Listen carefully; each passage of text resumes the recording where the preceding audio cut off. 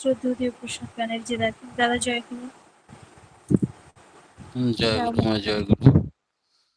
পরম প্রেমময় পরম দয়াল শ্রী শ্রী ঠাকুরের রাঙারাতুল চরণে এতক্ষণ যারা নামামৃত সুধা পান করলেন, তাদের মানব জীবন শ্রেষ্ঠ জীবনের একমাত্র উদ্দেশ্য ঈশ্বর প্রাপ্তি। তাই যেন এই জীবনেই সফল হয়, এই কাতর প্রার্থনা দয়ালের রাঙারাতুল চরণে। আমরা এক আদর্শে কথা শ্রী শ্রী ঠাকুর বলছেন যে এক আদর্শে চলে যারা, তাদের নিয়েই সমাজ গড়া। এক আদর্শে অনুপ্রাণিত হবে কেন মানুষ? দাদা সাউন্ড প্রবলেম হচ্ছে। সাউন্ড প্রবলেম হচ্ছে এখন? আপ ডাউন করছে সাউন্ডটা। আপ আর ডাউন। এবার ঠিক আছে? হ্যাঁ এবার হ্যাঁ দাদা, তাও শব্দ মাঝে মাঝে একটা শব্দ আসছে। আচ্ছা, এক আদর্শে অনুপ্রাণিত হতে হবে কেন? শ্রী শ্রী ঠাকুর বললেন, পরধর্ম ভয়াবহ। ভগবান শ্রীকৃষ্ণ গীতায় কথা বলেছেন। মানে কি? ধর্ম তো এক এবং অদ্বিতীয়, পরের আবার ধর্ম হয় নাকি? শ্রী শ্রী ঠাকুর ব্যাখ্যা করে বুঝিয়ে দিলেন, পরধর্ম মানে কমপ্লেক্সের প্রবৃত্তির ধর্ম ভয়াবহ। তোমরা যদি সেই দেশের মানুষ, যাদের মানুষ ভাবত পৃথিবীর গুরু এই ভারতবর্ষকে, ভারতের নাম শুনলে একদিন সারা পৃথিবী নমস্কার করত, এই ভারতবর্ষের 33 কোটি দেবতা বাস করত, এক একটা মানুষ দেব মানুষ, তাদের চাল চলন কথাবার্তা আচার আচরণ, মুখ দিয়ে আগুন বার হতো। বাকসিদ্ধ মহাপুরুষ তারা, পুষ্পক রথের আবিষ্কার কর্তা। ভারত মানে সব থেকে শ্রেষ্ঠ। আর সেই ভারতের নাম শুনলে সারা পৃথিবী যেখানে নমস্কার করত, আমরা সেই সব কথা আজকে ভুলে গেছি। আর্য ঋষির দেশ এই ভারতবর্ষ। এবং আমাদের বৈশিষ্ট্য কি তাও আমরা জানি না, কিন্তু বিজ্ঞান বলে কোটি কোটি বছরেও রক্তের ব্লাডের খুন জিন ফ্যাক্টর নষ্ট হয় না। আমরা যদি সেই কালচার অনুসরণ করি, সেই সাধন ভোজন শুরু করি, এই নাম ধ্যান করলেই আমরা অনেকে বুঝতে পারছি যে আমাদের চেতনার চৈতন্য ফিরে আসছে। অনেক মৃত এবং মৃতপ্রায় ব্রেন সেল আবার জেগে উঠছে, অ্যাক্টিভ হয়ে উঠছে মানুষ। রোগ শোক দুঃখ দুর্দশা অভাব অনটন আপনি দৌড়ে পালিয়ে যাচ্ছে, কারণ আমাদের ব্লাডে আছে সেই ঋষির কালচার। শাণ্ডিল্য, কাশ্যপ, ভরদ্বাজ, এই সমস্ত ঋষির বংশধর এবং রক্তধারা অনুসরণকারী আমরা। তাই নিজেদের বংশ পরিচয় দিয়ে থাকতো মানুষ তার গোত্র পরিচয় দিয়ে। কিন্তু আমরা সেই গোত্রের মানুষ হয়েও, আমাদের জিনের মধ্যে সেই রক্তের গুণ থাকা সত্ত্বেও নিজেদের ম্লেচ্ছ কালচারে অভ্যস্ত করে তুলেছি এবং আমাদের ঋষিত্ব গুণ, দেবত্ব গুণকে অবদমিত করেছি। যদি পুনরায় সেই কালচার শুরু করা যায়, তাহলে সেই কই মাছগুলো যেমন জলে ধারা পেলে, বর্ষার নতুন জল পেয়ে একেবারে খড়খড় করে জলের ধারার উল্টো দিক বেয়ে রাস্তাঘাটে চলতে থাকে, আর বহু গ্রামের মানুষ গভীর জল হলে জমজম করে মাছ ধরতে বেরিয়ে পড়ে, আর সেই ঝোলা ভর্তি করে মাছ নিয়ে আসে। কারণ মাছ পুকুর ছেড়ে এবার জলের ধারা যে ধারে বইছিল, মনের আনন্দে সেই ধারার বিপরীতে উঠে আসে রাস্তায়। ঠিক তাই আমাদের নামের ধারা যদি কন্টিনিউ বইতে থাকে, আমাদের জিন, রক্তের গুণ আবার সেই খলখল করে ভেসে আনন্দে একেবারে উজান বেয়ে উঠবে। আমাদের পিটুটারি গ্ল্যান্ড হিট হবে, আমাদের নার্ভগুলো তত্তরে হবে, ইরা পিঙ্গলা সুষুম্না জেগে উঠবে। তাই আমরা ভুলে গেছি আমাদের সেই কালচারের কথা, কৃষ্টির কথা। আমরা নিজেদেরকে সিংহ শাবক, শেয়ালের বাচ্চা মনে করছি। সব সময় প্রবৃত্তির ভয়ে ভীত সন্ত্রস্ত, যেন কে আমাকে সবসময় তাড়া করবে, মারবে, ধরবে। কোনো কথার ঘেঁচুনিতে একেবারে তটস্থ হয়ে থাকছি আমরা। কেন? প্রবৃত্তির সন্ত্রাস। এই শয়তানগুলোকে আমরা আমন্ত্রণ করে নিয়ে আসি। আর আমাদের যে আসল শিক্ষা, বৈদিক ক্ষমতা, শক্তি, আমরা যে চলন্ত বেদ, সেগুলো আমরা ভুলে গেছি। বৈশিষ্ট্য আমাদের আলাদা, আমরা জানি না।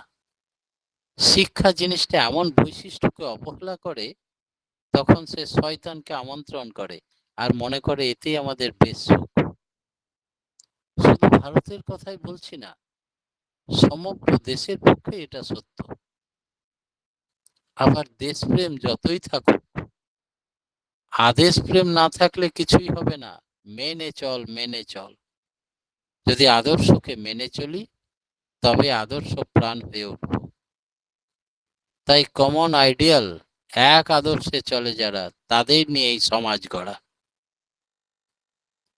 এক আদেশে অনুপ্রাণিত করে তুলতে হবে। এর ভিতর দিয়ে আসবে ঐক্য, এমনকি সাম্প্রদায়িক বিরোধের অবসান ঘটবে, মীমাংসা হবে। কারণ প্রকৃত আদর্শ পুরুষ পূর্ববর্তীদের পরিপূরণ করেই থাকেন। যীশু খ্রিস্ট তার পূর্ববর্তীদের কত অভিবাদন জানিয়েছিলেন। হযরত মুহাম্মদ পূর্ববর্তীদের মহাপুরুষদের কত অভিবাদন জানিয়েছেন। ঋগ্বেদের মধ্যে আমরা দেখতে পাই পূর্বাভি, প্রথমেভি ইত্যাদি কথা। তারা আটলান্টিকই থাকুক আর এভারেস্টের চূড়াতেই থাকুক, সাহারার মরুভূমিতেই থাকুক আর সুন্দরবনের জঙ্গলেই থাকুক, সব জায়গা থেকে এক কথাই বলেন, একেই বলে বিজ্ঞান। সর্বত্র একই তথ্য। যে কোনো পয়গম্বরকে স্বীকার করা মানে খোদাকে স্বীকার করা, প্রফেটকে স্বীকার করা। আবার পরিবর্তনের শ্রদ্ধানতি নিয়ে বর্তমানকে স্বীকার করা মানেই তার মধ্যে সবাইকে মেনে নেওয়া, সবাইকে মেনে চলা। তাই বলে সর্বদেবময় গুরু,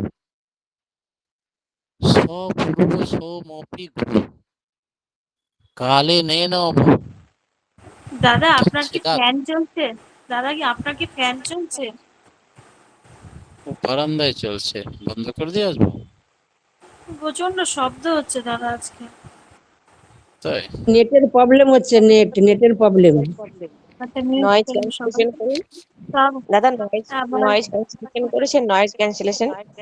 ওরে ভগবান।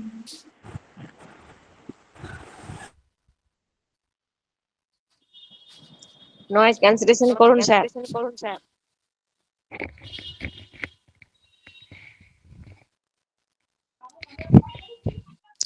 এবার হচ্ছে?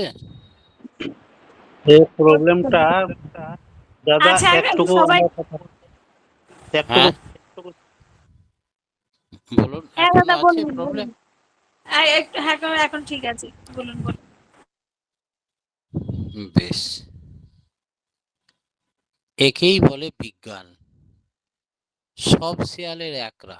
যত অবতার মহাপুরুষ এসছেন, যত প্রফেট পয়গম্বর এসছেন, সকলেই পূর্বতনকে অভিবাদন জানিয়েছেন। বেদ পুরাণ থেকে আরম্ভ করে সকলেরই ওই পূর্ববর্তীকে অধিকার করিয়াই পরবর্তীর আবির্ভাব, এ কথা বলছেন। সর্বদেবময় গুরু। তাই সমষ্টিগত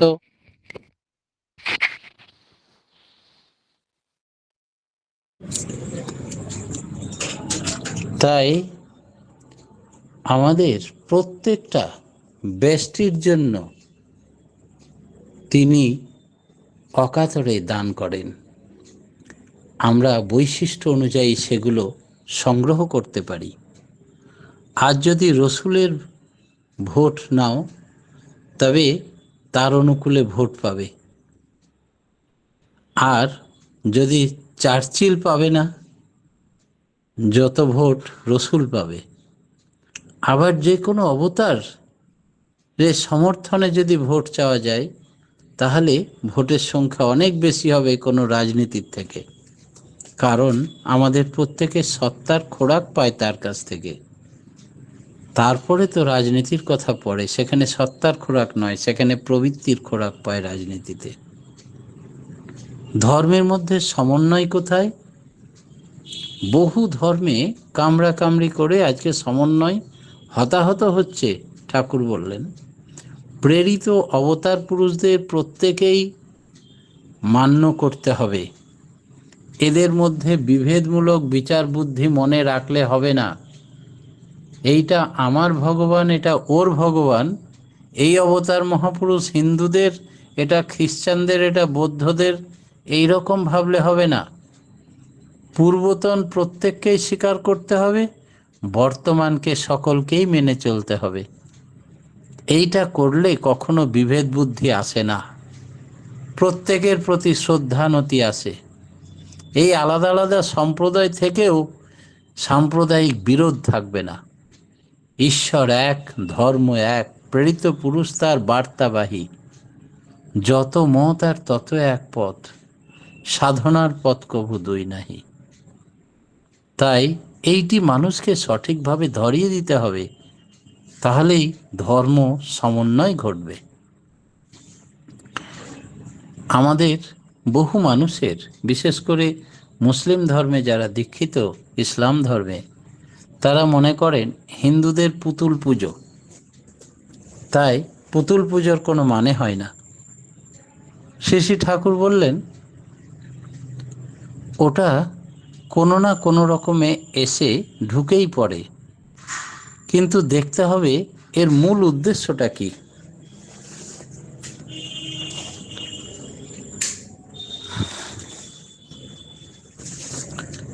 পুতুল পুজো বলে তাকে দূরে সরিয়ে রাখলে হবে না। খ্রিস্ট ভক্তেরা যেমন ক্রুশ পুজো করে, শ্রদ্ধা করে, গলায় পড়ে, প্রণাম করে, পুজোর কোনো মানে হয় না। যদিও ক্রুশ তো একটা পদার্থের, সেটা কোনো জীব নয়, তবুও যে কোনো খ্রাইস্ট, আজকে এই ক্রুশের মধ্যে যীশু খ্রিস্টও নেই, তবুও ক্রুশকে সম্বর্ধনা, ভক্তি, শ্রদ্ধা জানানো খ্রিস্টানরা ত্যাগ করতে পারে না। খ্রিস্টানরা কেন, কোনো মানুষই ত্যাগ করতে পারে না। তার পিছনে আছে পবিত্র স্মৃতি আর সেন্টিমেন্ট। এই ভাবানুকম্পিতা পূর্বপুরুষের স্মৃতিকে বহন করে। নিজেদের ভেতর জাগ্রত রাখবার জন্য তাদের মানস পূজা করা প্রয়োজন, কিন্তু তাকে পুতুল পুজো বলে সেটাকে বাদ দেওয়া মানে তাদের সেন্টিমেন্টে আঘাত দেওয়া। মানুষ নিরাকারের পূজারী, ঈশ্বর অলমাইটি গড, পরমপিতা সর্বত্র বিরাজমান, কিন্তু যদি সেই অলমাইটির কোনো আকার সাকারে পুজো না করে, তাহলে তাকে নিরাকারে যেতে পারে না। নিরাকারের বিচার চিন্তাভাবনায় মনে প্রথমে স্থান পায় না। কেউ যদি আকাশের দিকে তাকিয়ে নিরাকার ভগবানের উপাসনা করে, তাহলে তার সাধনা প্রথমে মনস্থির করতে পারে না। তাই রামকৃষ্ণ ঠাকুর প্রথমে মায়ের মূর্তি পূজা করতেন। মায়ের মধ্যে তিনি চিন্ময়ী মূর্তিকে দর্শন করতেন, কথা বলতেন, জাগ্রত করলেন। বিশ্বাস, নির্ভরতা এবং আত্মত্যাগ নিয়ে মায়ের সঙ্গে কথা বলতেন যখন, তখন তার পূজা সার্থক হলো। পরবর্তীতে তিনি ভৈরবী মায়ের দীক্ষা নিলেন এবং নিরাকার ব্রহ্মের উপাসনা করতে লাগলেন। এমনি করেই কোনো মূর্তি কিন্তু অবহেলিত নয়, কোনোটাই পুতুল পুজো নয়, সেই জন্যে সেন্টিমেন্টে আঘাত দিতে নেই। ঠাকুরকে একবার প্রশ্ন করা হলো যে মুসলিমরা বলে শেষ নবী, নবীর আবার শেষ হয় নাকি? এই ব্যাপারটা যদি একটু ব্যাখ্যা করে দেন। শ্রী শ্রী ঠাকুর বললেন, কোরআনে তো আছে খাতেম উল নবীন, তার থেকে এই বোঝা যায় না যে তিনি শেষ প্রেরিত। খাতেমের মানে অন্য রকম, এরা ভুল ব্যাখ্যা করে বলেই শেষ নবী বলে। নবী কোনদিন শেষ হয়? শ্রী শ্রী ঠাকুর বললেন, খাতেমের মানে হচ্ছে সিলমোহর, জুয়েল, রত্ন, রাজমুকুট, এই সমস্ত কথা। তাই যদি হয় তাহলে সিলমোহর নিয়ে পরবর্তীতে যিনি আসবেন, অর্থাৎ প্রেরিতের বৈশিষ্ট্যগত লক্ষণগুলি রসুলের সঙ্গে যেমন প্রকট, পরবর্তীতে যিনি আসবেন তার মধ্যেও তেমনি প্রকট থাকবে। অর্থাৎ এক আদর্শ নিয়েই আসবেন, একই কথা বলবেন, একই নিয়ম নীতির কথা বলবেন। আবার অন্যতে প্রেরিত পুরুষদের মতো তিনি মনুষ্য কুলেই জন্মগ্রহণ করবেন। রাজমুকুট বা রত্ন স্বরূপ শোভিত হবেন, সমাজের বুকে দেশের দশের মানুষের মুকুটমণি হয়ে উঠবেন। সবাই তাকে মান্য করে চলবে, অভিবাদন জানাবে, মাথায় করে তার সৎ মন্ত্র বা আদর্শ বা উপদেশ মেনে চলবে, তাকে মাথায় করে রাখবে। তবেই তো তিনি আবার নবীর কাজ করবেন। তাই শেষ নবী নয়, বলে সিলমোহর, অর্থাৎ খাতেম। খাতেম মানে খতেম নয়। মানুষ ভুল করে শেষ নবীর কথা বলেন। নবী যতদিন তার সৃষ্টি পৃথিবী থাকবে ততবার অবতার মহাপুরুষ তার সৃষ্টিকে রক্ষার জন্য বারবার আসবেন, সেই একই সিলমোহর নিয়ে, অর্থাৎ একই আদর্শের বার্তা বহন করে। অনেকেই ঠাকুরকে প্রশ্ন করছেন একবার যে, আচ্ছা, হিন্দুরা বলে যে মানুষ মরে আবার জন্মায়, কিন্তু ইসলাম ধর্ম মতে মানুষ মরে গেলে আর জন্মায় না। আবার খ্রিস্টানরাও বলে মানুষ মরে আর জন্মায় না। তাহলে হিন্দুরা যে বলে মানুষ মরে গেলে জন্মায়, ভগবান শ্রীকৃষ্ণ গীতায় বললেন মানুষের মৃত্যু হয় না, আত্মার মৃত্যু নেই, শরীরের পরিবর্তন হয় মাত্র।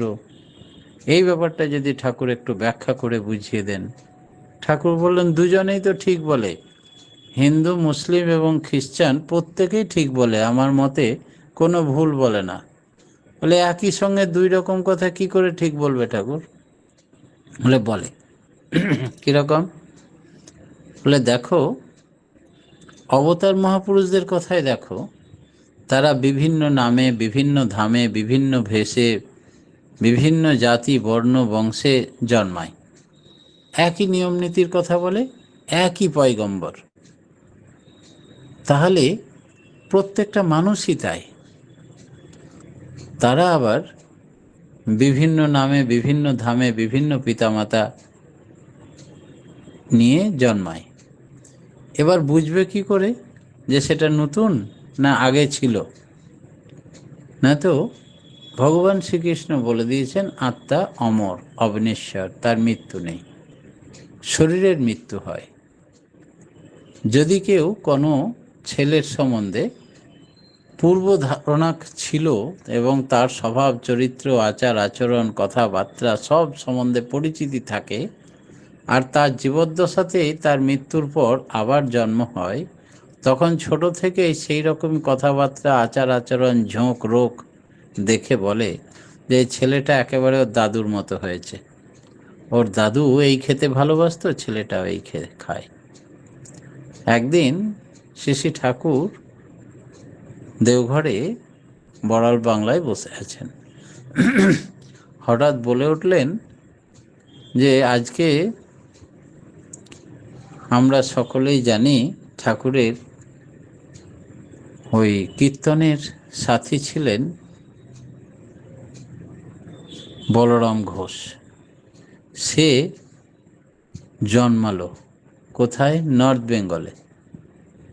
জন্মেই সে ঘোষের বাড়িতে জন্মেছে। আর জন্মেছে কেন? ঠাকুর তাকে জিজ্ঞেস করেছিলেন, তো বলে তুই কি চাস বল। তাহলে আমি ঘোষের বাড়িতে জন্মাবো, এটা আমার ইচ্ছা, কারণ প্রচুর ছানা মাখন খেতে পাবো। কিন্তু সে ছিল কায়স্থ, বৎসর বাড়িতে জন্মালো। ছোট থেকে সে ভাত খায় না, ওই ছানা মাখন খেয়েই থাকে। সেই শিশুকে যখন ঠাকুরের কাছে তার মা বাবা দীক্ষিত ছিল, নর্থ বেঙ্গল থেকে ঠাকুর বাড়িতে এলো, সে ঠাকুরের ধারে তাকিয়ে সে কি হাসি, হাত পা ছুড়ে আনন্দে নাচছে। ঠাকুর বললেন, ওকে তোমরা জোর করে ভাত খাইও না, রুটি ফুটি দেবে, ছানা মাখন খাওয়াবে বেশি করে, ওর যখন শখ ছিল। এমনি করেই ঠাকুর বললেন যে সেই আবার এসেছে। পূর্ববর্তী সঙ্গে পরিচিত থাকলে পরবর্তীর গুণগুলো দেখে বোঝা যায়, কিন্তু শরীর, মা বাবা, চেহারা, ঠিকানা সবই আলাদা।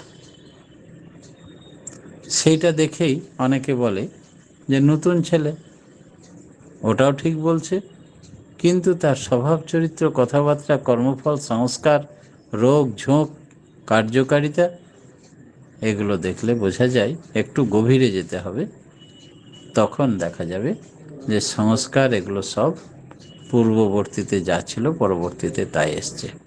আত্মা যখন ছেড়ে যায় তখন তার সারা জীবনের সংগ্রহ করা কর্মফল এবং সংস্কার এবং প্রবৃত্তি নিয়েই সে আবার নতুন দেহ ধারণ করে। তাই একটু যারা আধ্যাত্মিক সচেতন এবং গভীরে চর্চা করতে জানে বা পারে, তারাই শুধু বুঝতে পারে যে একই লোক, একই ব্যক্তি। সেই জন্য দুটোর মধ্যে কোনো পার্থক্য নেই, সবাই ঠিক বলে।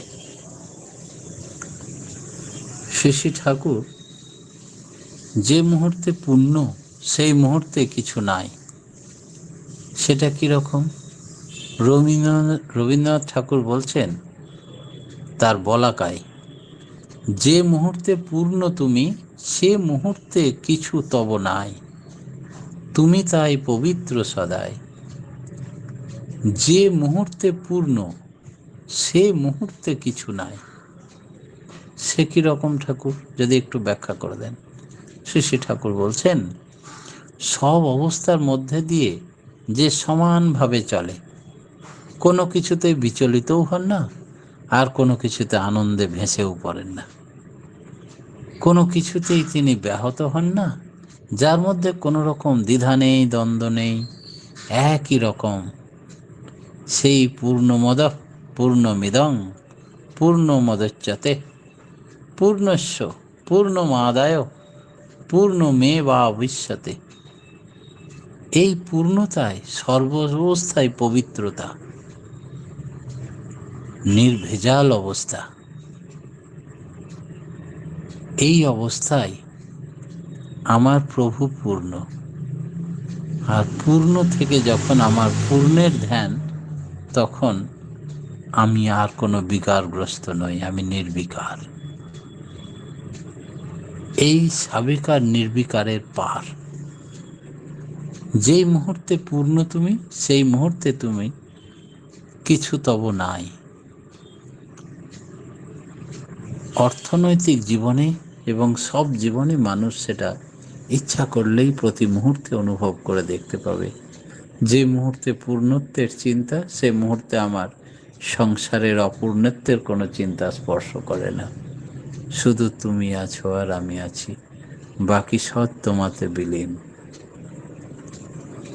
সব ক্ষেত্রে এটা খাটে। অর্থগত ক্ষেত্রে এটার মানে হলো এই যে, তোমার অযুত ঐশ্বর্য থাকতে পারে, কিন্তু সেটা সকলের জীবন বৃদ্ধির জন্য, আর এক কোণাও তোমার প্রবৃত্তির জন্য নয়, তোমার ভ্রান্ত স্বার্থের জন্য নয়। শুধু তুমি, শুধু তুমি। বিনশ্চায় স দুষ্কৃতম বিনাশায় চ দুষ্কৃতম। এই বিনাশায় চ দুষ্কৃতম এর মানেটা যদি একটু ব্যাখ্যা করে দেন। ভগবান শ্রীকৃষ্ণ বলছেন, যে সর্বধর্মান পরিত্যাজ্যং মামেকং শরণং ভজ অহং তং সর্ব পাপেভ্যো মোক্ষয়স্যামি মা শুচঃ। যারা তাকে মানে না, গ্রহণ করে না, তার সঙ্গে বিরোধ সৃষ্টি করে চলে, জীবনের বিধিকে যারা অবজ্ঞা করে, পারিপার্শ্বিকের জীবন যারা অসম্ভব করে তোলে, তারা এমন করেই বিনাশ প্রাপ্ত হয়ে যায়। বিনাশের বিধিকে যারা মেনে চলে তারা বিনাশই পায়। যেমন গীতায় আছে, তারা আগেই মারা গেছে, তুমি কি করে মারবে তাদের অর্জুন? আমি সবকে মেরে রেখেছি। তোমার ধর্মযুদ্ধের বিরোধিতা করে যারা দাঁড়িয়েছে মাঠে, আমি হাঁ করছি, তুমি দেখো, দর্শন করো।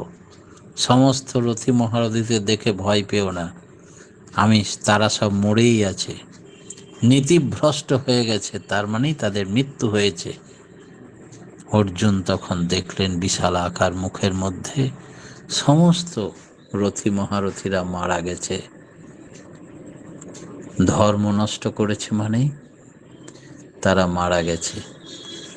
আর ধর্ম তখনই সংস্থাপিত হয় না, সংস্থাপনের বীজ তিনি দিয়ে যান। ধর্ম সংস্থাপনার্থায় সম্ভবামি যুগে যুগে। আমরা যতখানি তা ভেতরে বাইরে সংস্থাপন করব, ততখানি তা সংস্থাপিত হয়। ভগবান মানুষকে বাদ দিয়ে নন, তিনি যা কিছু হয়েছেন তা মানুষ যদি তার সঙ্গে সহযোগিতা না করে, ধর্মকে বিকৃত করে ফেলে, তাকে আবার আসতে হবে সেই মানুষকে। মানুষ ভালো মন্দ যাই করুক, তার করার ত্রুটি নেই। তিনি যা করেন তার ক্রম এবং ধারা ঠিক আছে। তালগোল পাকিয়ে ফেলি আমরা অনেক সময় ধর্ম করতে গিয়ে। কেন ঠাকুর? ঠাকুর বলছেন, পেটকে অবসন্ন করে মাথা, পেটকে অবসন্ন করে মাথার অনুশীলন করা যায় না। অর্থাৎ বৈশ্য বিশ্বাসঘাতকতা না করলে লাখ ব্রাহ্মণও বিশ্বাসঘাতকতা করে কিছু করতে পারত না। বৈশ্যের উপরে দাঁড়িয়ে আছে এই সমাজটা। বৈশ্য গেলে রাজাও থাকে না, ব্রাহ্মণ বিপ্রও নষ্ট হয়। মাঝে সামগ্রিক দৃষ্টি সম্পূর্ণ ঋষিরও অভাব হয়েছিল। চাণক্য যখন আসলেন, তার ফলে উদয় হলো চন্দ্রগুপ্ত। আবার এসেছিলেন শঙ্করাচার্য, তাকে বলে প্রচ্ছন্ন বুদ্ধ। শঙ্করাচার্য হিন্দু সমাজের কল্যাণ চাইলেও মায়াবাদী হওয়ায় তিনি জাতির ভিতর বীর্য, বাস্তববোধ, কল্যাণ কর্মের প্রবাহ সৃষ্টি করে সমাজ সংস্কৃতির পথ দেখাতে পারেননি। আর বুদ্ধদেবকেই যে অনেকখানি বিকৃত করা হয়েছে, তা তিনি কুলাচার এবং বর্ণ ধর্মের পরিপালনের কথাও বলেছেন। ভালো করে খুঁজে দেখা যাবে, লোক কল্যাণের জন্য তিনি এসেছিলেন, তিনি তার পরিপন্থী কিছু বলেননি। কোনো প্রসঙ্গে তার কথা যখন আমরা শুনি, তখন আমরা নিজেরা ভুল ব্যাখ্যা করি। মহাপুরুষের কাজের লোক, তারা কখনো ভুল বলেন না, ভুল করেন না, মানুষকে সঠিক পথ পরিদর্শন করান। ভুল ব্যাখ্যা করে যারা পরবর্তীতে, তারা নিজের মতো করে ভুল পরিচালিত করে। স্বামীজি বলেছেন, রামকৃষ্ণদেব ধুলিমুঠি থেকে হাজার বিবেকানন্দ গড়ে তুলতে পারেন। মহাপুরুষের ইচ্ছা হলেই তার কাজের লোক তিনি জুটিয়ে নিতে পারেন। শেষে ঠাকুর বললেন, অনেকেই নিমন্ত্রিত হয়, কিন্তু খুব কম লোকই নির্বাচিত হয়। তিনি দেখেন তার গণ না হলে পারবে না। ঈশ্বরকোটি না কি বলে, অর্থাৎ অত্যন্ত সুকৃতি না হলে ঈশ্বরের কাজ করা যায় না। তার কাজের লোক যে হয়, সে আবার কাজের লোক সংগ্রহ করার ভার তার উপর নিশ্চিত থাকে না। নিজের দায়ী সে সব ব্যবস্থা করে নেয়। পরম পিতার রাঙারাতুল চরণে প্রত্যেকের সার্বিক মঙ্গল প্রার্থনা জানি আজকের মতো আমার ক্ষুদ্র বক্তব্য এখানেই শেষ করলাম। জয় গুরু। জয় গুরু দাদা। আজকে খুব সুন্দর আলোচনা শুনলাম যে